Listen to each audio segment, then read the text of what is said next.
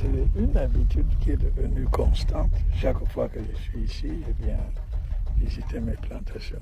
Je suis d'une famille d'agriculteurs. J'ai voulu continuer les traditions familiales et depuis une douzaine d'années, j'ai créé cette plantation et je la visite régulièrement. Bon, alors, vous regardez, vous voyez, il est bien mûr. Effectivement. Et avec ça, on va faire de la provende pour la petite ferme qu'on a. C'est combien d'hectares? 3 hectares et demi. 3 hectares et demi. Voilà. Et dire que le Cameroun manque de maïs, ouais, intéressant.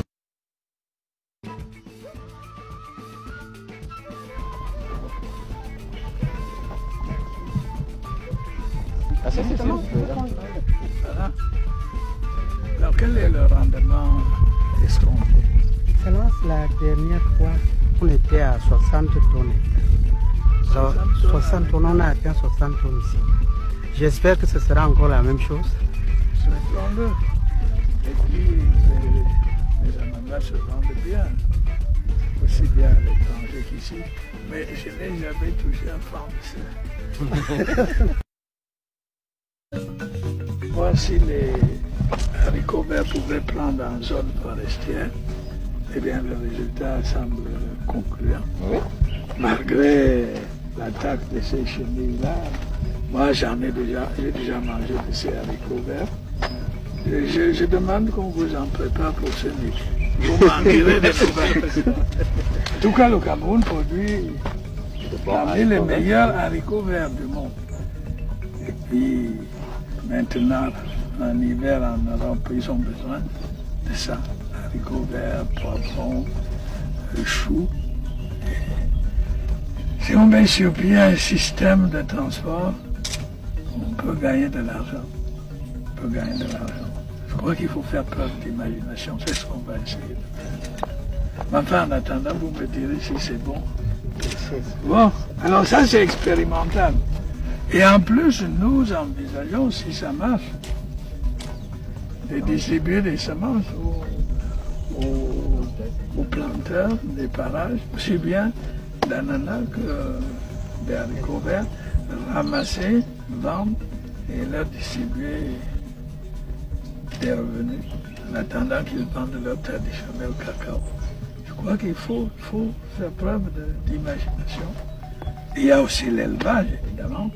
Et le maïs que nous faisons là, c'est pour la provende. C'est une petite ferme. Là aussi, c'est des choses qui peuvent faire gagner de l'argent. Les Arabes aussi nous demandent des poulets, beaucoup de choses. Et ils ne sont pas loin, ils ont beaucoup de dollars. Je suis moi-même là. Il m'arrive de récolter. D'ailleurs, c'est moi qui ai déclenché la récolte. Je passais à côté, je dis, mais quand est-ce que ces haricots verts vont produire? Puis on a commencé on a vu qu'on était déjà en retard. Il y a les frigidaires pleins. Et là, c'était une expérience. Je crois qu'elle est concluante. Évidemment, à Fumbote, ça produit beaucoup mieux. Mais il faut surtout s'assurer que les marchés seront prêts. Mais aujourd'hui, dans les grands pays, la Grande-Bretagne, l'Allemagne, l'Italie, et c'est l'hiver. Ils ont besoin de ces produits-là. Ils les reçoivent d'où d'Afrique du Sud, alors que nous sommes plus près. Et ça peut revenir plus cher. Évidemment, il faudra des installations frigorifiques et il faudra toute une infrastructure, parce que c'est fragile quand même. Et puis il n'y a pas que l'étranger, nous-mêmes, nous consommons.